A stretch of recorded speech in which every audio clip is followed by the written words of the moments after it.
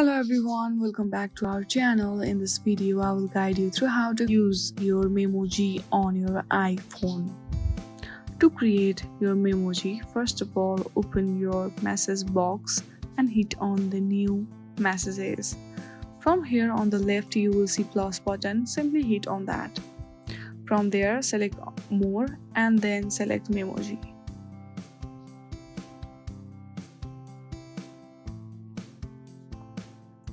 Now hit on the continue. From here, swipe right to change the Memoji option.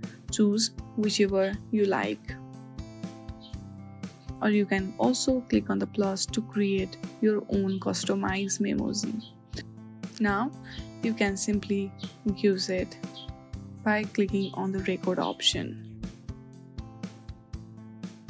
Once it is done, simply hit on the arrow button to share it with others. So in this way, you can easily use Memoji on your iPhone.